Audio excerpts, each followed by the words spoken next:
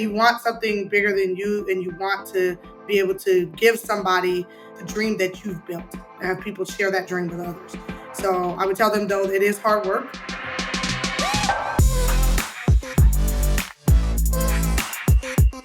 Hello, hello, hello. Welcome to the Color of Money podcast. We have an exciting afternoon for you. We have a dynamic guest, myself, the host, Emmerich Peace, my other host, Daniel Dixon. You have us today. You have the team, the ball team, and we're going to be here. We're going to talk about something really special. And we have this exceptionally gifted guest, Marlena McWilliams. Marlena is from Washington, D.C. She is from Capitol Properties. And Marlena has a different approach to business. Marlena has a special approach to business because of her background, in contracting, her background in engagement. Just she brings her public side of business to the private side of business. And she's used that to grow a phenomenal team. And I'm just excited because her growth is just something that it's just not normal. But I guess her and Daniel both are pretty special because they've managed to grow pretty large teams pretty quickly. And I'm just going to stop talking. I just want Marlena to just give us that quick overview of what makes you so special, Marlena, because I've heard your story. I understand where you come from. And I just love it when you say it because you say it with such impact. All right. Well, thank you, Emmerich there.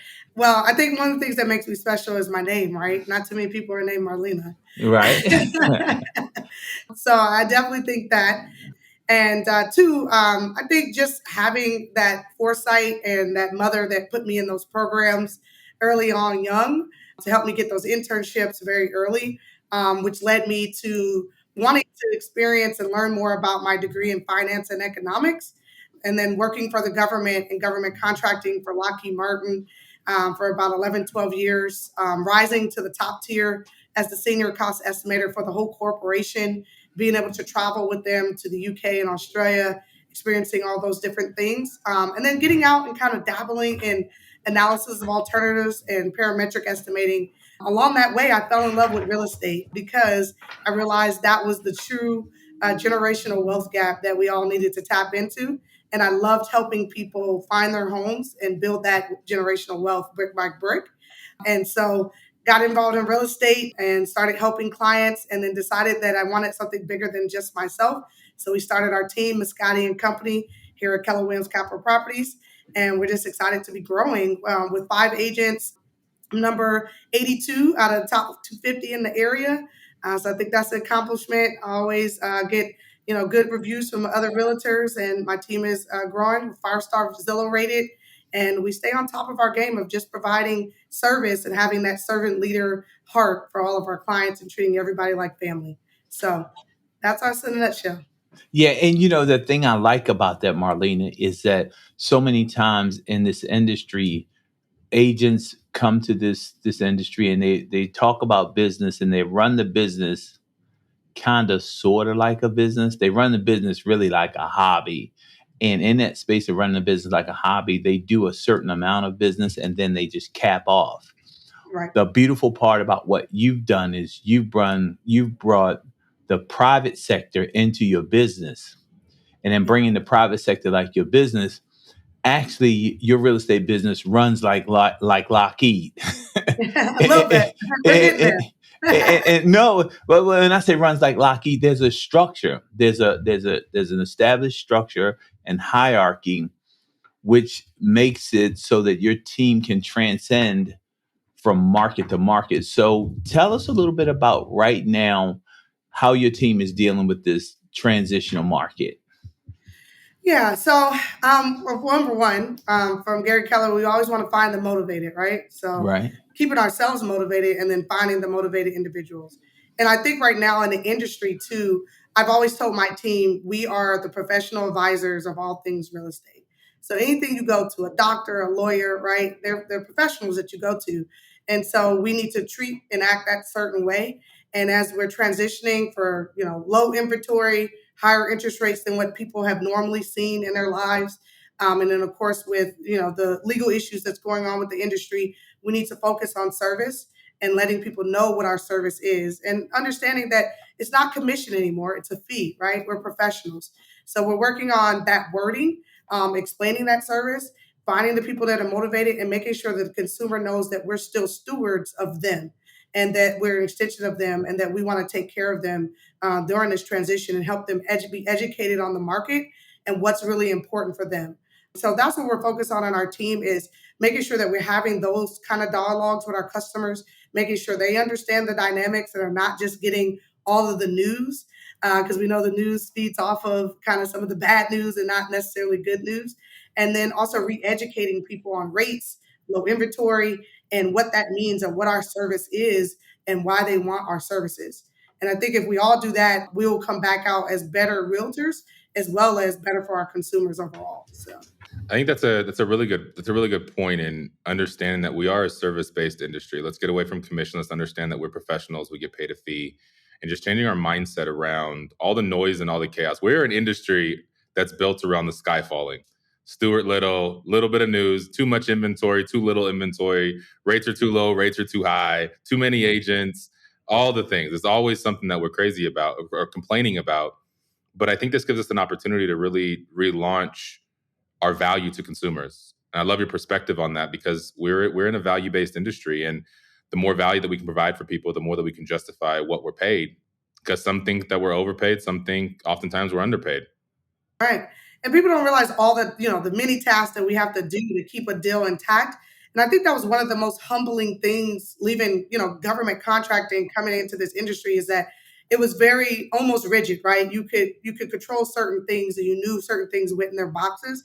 Here you have home inspectors, appraisers, lenders, the other agent, the seller or the buyer, depending on what sign, sometimes parents and people's, boards that they listen to and their sounding boards.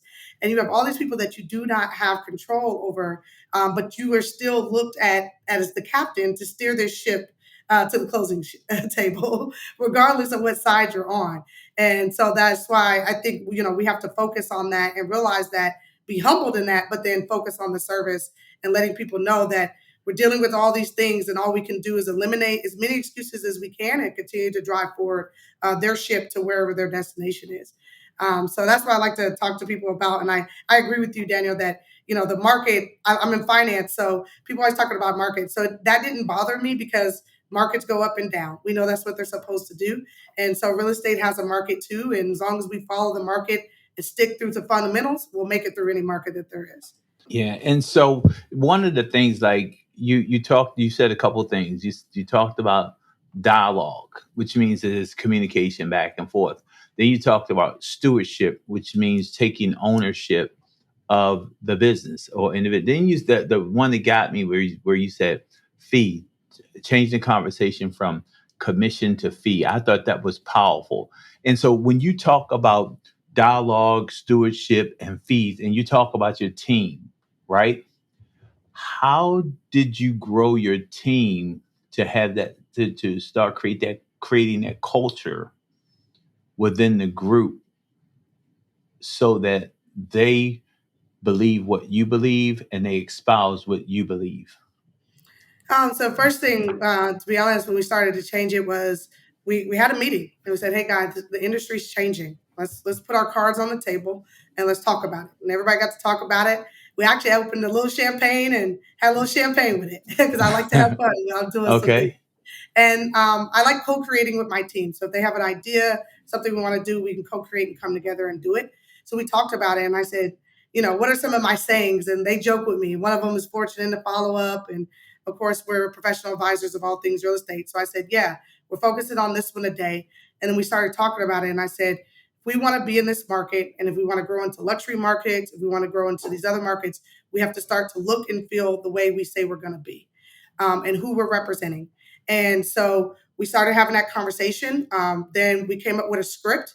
They actually recorded me. We role played on it.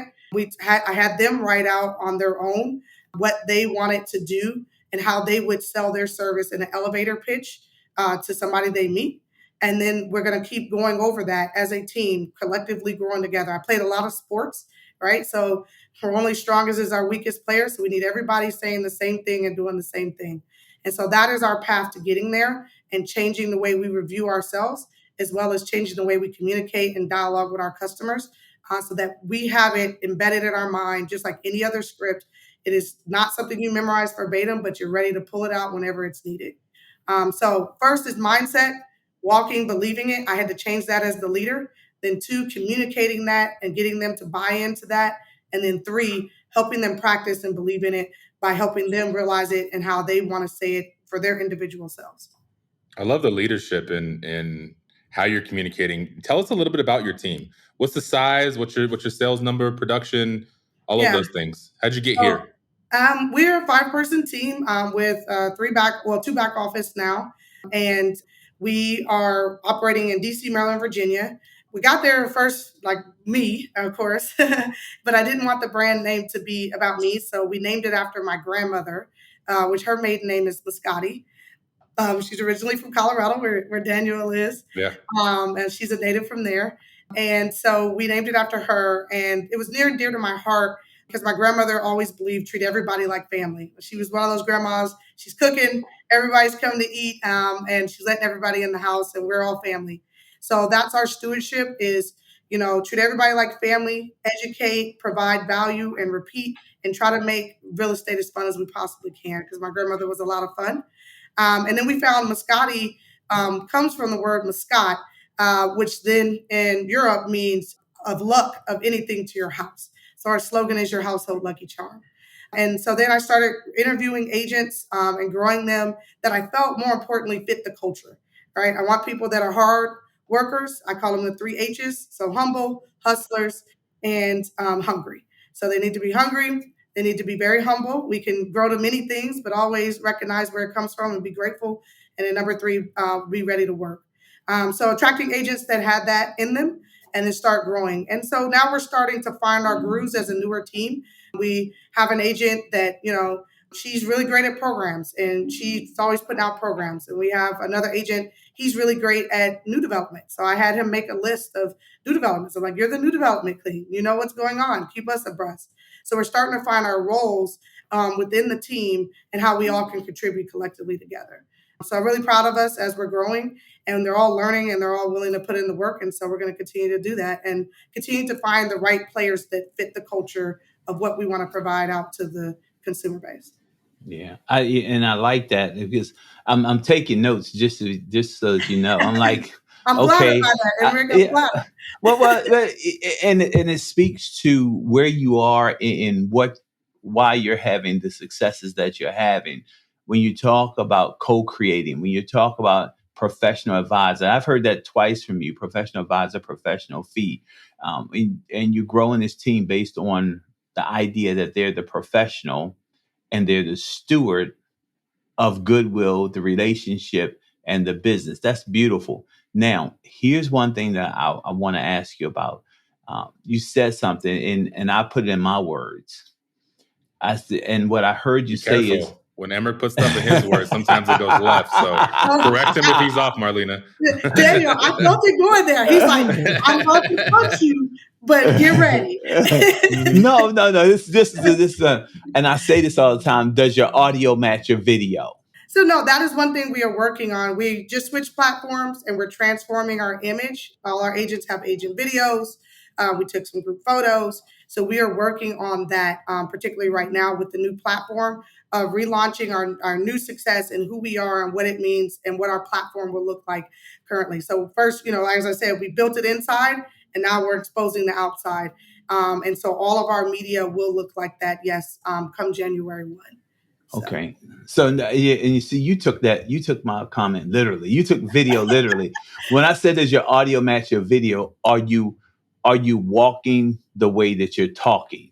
That's what I meant when I said, "Does your audio match your video?" Because some things I heard you say, a lot of times in this business, we always talk about, "I'm a professional. I'm this. I'm that. I'm that." And then what I heard you say is, what I was hearing you say is that, are we doing what we said we're gonna do? Are we Right. backing up our talk with action? Yeah, so yes, we are. Actually, I can emphatically say we are. All my agents, they're always checking in just for example to make sure that, hey, I'm not sure on this. And then if I don't know, I go check with somebody. So yes, we have our checkpoints. We are trying to be that representation and also make sure that we're checking ourselves every day. And so we have those meetings and those discussions on that. Okay, this deal went like this. What could we have done differently? Always looking at ourselves and how we could grow, and also asking for feedback from our consumers because they know what their experience was. So yes, we are trying to check ourselves as much as we can mentally within each other with accountability partners, right? Accountability equals love. So we have those on the team. We're checking ourselves. They check themselves with me. I check back with them like, hey guys, I did this. What do you think? So I do think we have that 360 check amongst each Right. other.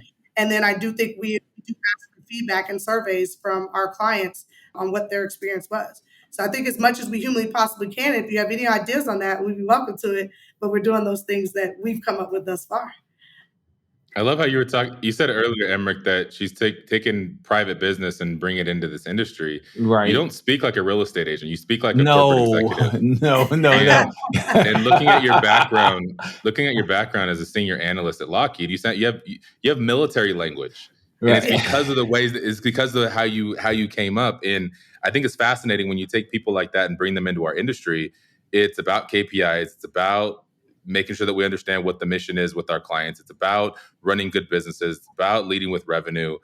And these are just the fundamental things that just how you grew up and what your background being in finance and working with Lockheed. Walk me through a little bit. How do you, being an analyst and being in finance, as you're wanting to grow a team, as you're making money in real estate, as things are shifting and whatnot, how do you not overanalyze? Where are your checkpoints on being not really taking it all, like getting all the way in the weeds? Exactly. And now, because Danny, that's one of those things that sometimes people get into analysis paralysis. They too busy analyzing and they can't move. So I'm interested in that. Because I'm gonna tell you this.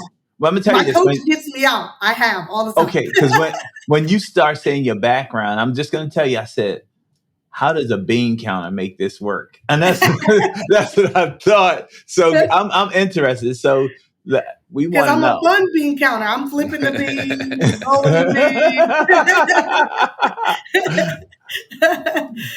beans. I do get an analysis paralysis. I have a coach, which I think everybody should have somebody, bigger than them that's advising them. And they do help pull me out of the weeds, right? So very good at the numbers, very good at looking at the numbers, but learning that it's not all. And I'm a heavy D, right? I'm a more of aggressive personality, and military and Lockheed Martin help contribute to that. And so I would definitely say learning to understand the intrinsic values of things has been a lesson learned for me. And I'm still learning that and growing in that way. But the more I pull myself out and the more I'm giving leverage to people, I'm just inspecting what I expect. And I'm allowing the reins to be left loose, trusting my people, trusting I hired the right people. It's kind of like a parent, right? Your parent's like, you do that. And you kind of say, didn't you raise me right though? And then they get mad.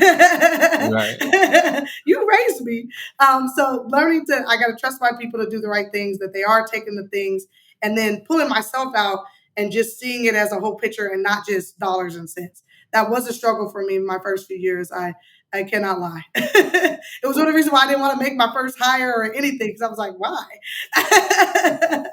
and I love that. And that's what's so exciting about people like yourself and Daniel coming into this industry, because when you bring a skill set from a different business and then you come into this business and you practically apply your outside external knowledge to this business, coupled with the way that this business operates and your individual style, what I'm beginning to see, particularly in your age demographic, explosive businesses.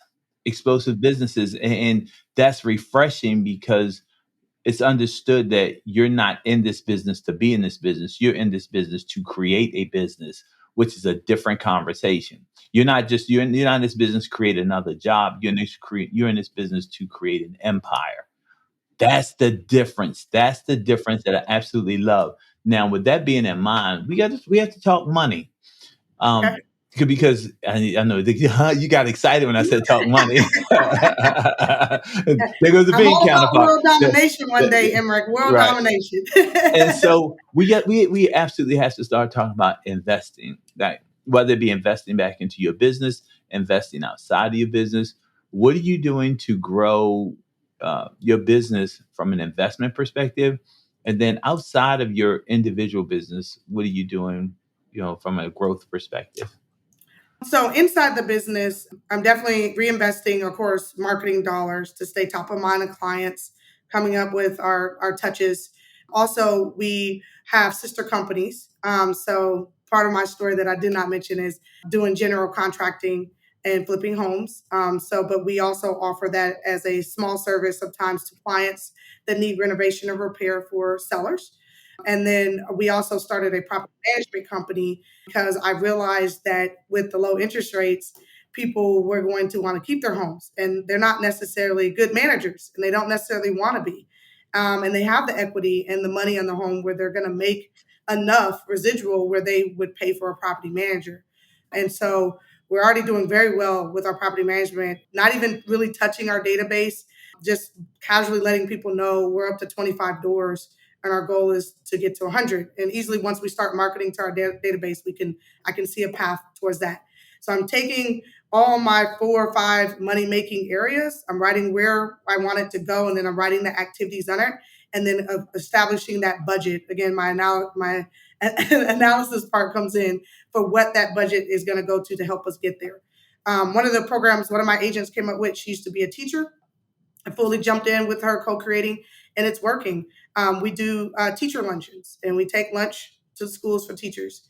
And then we developed a follow-up system, which she's on right now. We pop back up, we volunteer, we become a part of the community, and we're helping educators who help our children. So these are things that we develop programs around things we want to do that we think are going to help not only the community, but then also help our business and help further our brand and name. So that's our reinvestment part. Outside of the business are the 2 ancillary businesses, but then I also have my own investments that I own. So 4 unit building, some land I'm building, a couple flips I'm in right now, of course, and then I have 2 houses and a condo of my own.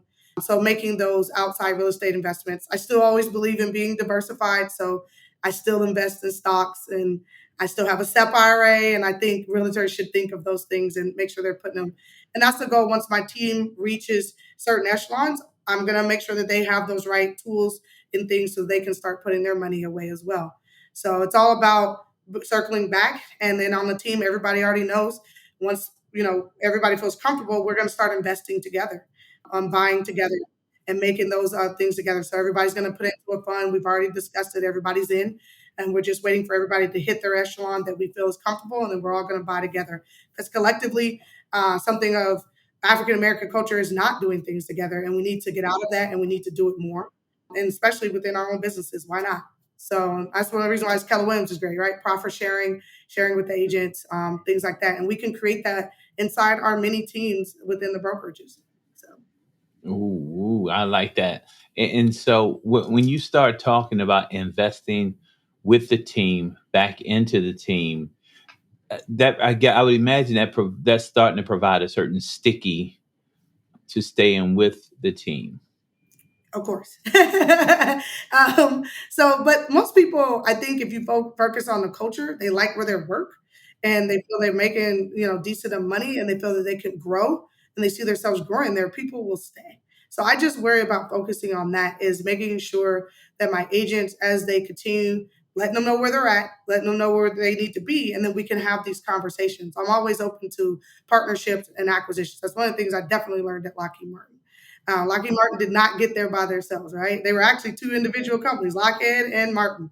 And then they joined and then they keep buying and doing things. So I think we have to think of agents having their individual things under our umbrella as well. And that's how I view it. And once my agents start to rise to that, we will definitely have those conversations and keep the culture the same, focus on them being happy and what they need in their path forward. And I think, there'll always be some attrition, but I think at the most part, people stay. And that's one of the things my broker told me. Most of the people on my team, they particularly stay with me. I haven't had that much let go, except people that just didn't fit that culture, that it wasn't a good fit for them and it wasn't a good fit for us. So we're closing down something. I want to touch that one really quick. You said the culture, people who don't stay and people who aren't a good fit. How do you identify someone who's not a good fit? Yeah, so that was a lesson learned that I had to learn too there, Emmerich. You asked the good questions. But now I can kind of pick it. We like to have fun on our team, but we do work hard. And so again, those three H's, I'm looking for that. And then I also bring it in. So they do a phone interview with me, then they do an in-person interview with me, and then my team gets to meet them, and their vote matters. So they get to come and meet the team, and the team meets them. They're involved in the process because this is somebody that we're again going to be working with and doing community service with, going out with, spending a lot of time with, leading on if you need help. And so I want the team to be involved. The team is involved in that choice and has a vote. And then we talk about it and we make a decision. And then we either extend or not extend. And I wouldn't know what the culture is if I don't involve my team. So my team has to meet them and want them on the team as well because they're the culture with me. So the people make the culture. Okay, I like that. I want to get some feedback from Daniel on this one because Daniel, we've had this conversation for like 34 minutes now, and in closing up, what are your thoughts and how do you parallel running your team with the way Marlene is talking about running her team, and how can others glean from what this all represents from a big team perspective? Well, I think it's a lot of the same. It's a lot of the same stuff. It's a lot of the avatars, a lot of the culture. It's a lot of the person. It's a lot of the we want grit, we want grind, we want adversity they've seen in their life at some point. We're looking for that person for the avatar. Now, I think what happens, everybody doesn't have to go build a big team. You can run a smaller team at a really, really, really high level and really pour back into your people. I think there's a lot of people over the last few years specifically that decided to go big and hire a lot of individuals in the absence of true value and being able to build your individuals, build your agents, build their finances, help build their wealth, and so on. So I think we're saying the same thing. I want the listeners just to understand, go build what you want to build. I think we have 28 agent partners now, and it's like herding cats at times. If it wasn't for my coach saying, Daniel, strength in numbers, you've already built it, keep leaning into it, I would want to shrink down to 6 or 8 people because it's easier to manage. You can create better relationships. But pick what you want to build or what you want to build for the next 12 months or 24 months and lean into it and get off the fence of I could do this, I want to do this, I want to get out of production, but I'm still taking every listing. You've got to make a decision and step into that lane on what that decision is, and then see where the pieces lie, and then be okay and give yourself grace to pivot. And that's beautiful. So Marlene, closing out, what if you had to say something about building a team, right? Culture, co-creating, whatever. What would you tell our audience is a key ingredient to building a successful team? It ain't for the faint. No, I would say your why has to be definitely bigger than you Okay. because you have to give in and pour in, as Daniel said, and want to hurdle those cats, want to pour into people, whether you get big or small. Even if it's not Daniel doing it, because I see some of the bigger team, he has somebody that is doing it. It's just somebody's job. So I would say you want something bigger than you, and you want to be able to give somebody the dream that you've built, have people share that dream with others. So I would tell them, though, it is hard work, and you do have a lot of self-evaluation that you have to go through and how you lead and manage. It's constant self-evaluation. Cool. I like that. Daniel, what's your closing thought? I love the authenticity. Like, I've known Marlena for 40 minutes and I can see that she just is who she is. And you surround yourself with people who believe in you, and you're not putting on it. There's so much fakeness and there's so much phoniness in our industry that when you see the authentic ones that just tell it like it is and they're just straightforward, it's just easy to live in your own skin. And I love meeting people like that. I love people that are building big businesses with that sense of authenticity as well. So I appreciate this conversation. I love meeting people that didn't grow up in the industry, that are taking something different from a different background and bringing it in because you see it different. This isn't just about numbers and growing a business and GCI and everything else. It's really trying to deliver value, not only to your clients first, but then now as you're growing and as you're transitioning, it's bringing that value to your agent partners who are then going to convey that value to their clients. So I love it. Yes. Thank you. Yeah. Yeah, I am really am who I am.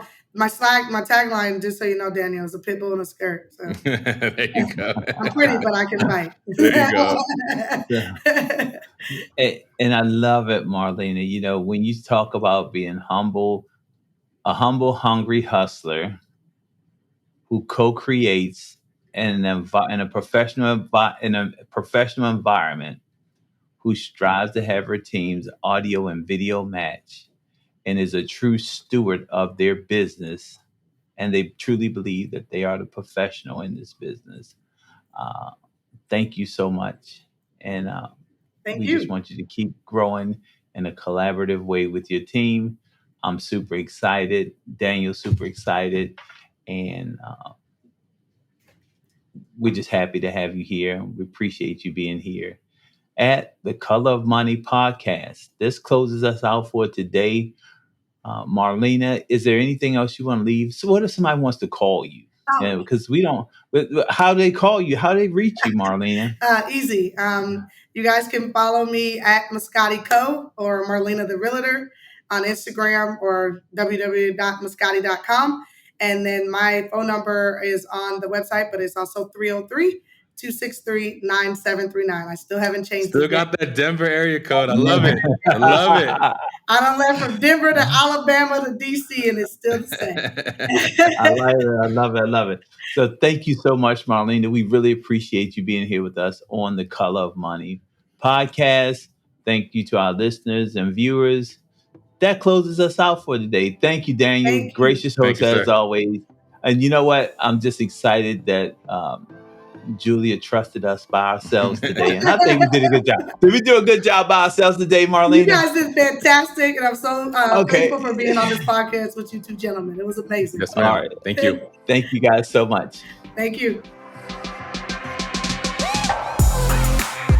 Follow the Color of Money podcast today and get notified when new episodes are released weekly. Be part of this transformative listening experience. This podcast is for general informational purposes only. The views, thoughts, and opinions of the guest represent those of the guest and not KWRI and its affiliates, and should not be construed as financial, economic, legal, tax, or other advice. This podcast is provided without any warranty or guarantee of its accuracy, completeness, timeliness, or results from using the information.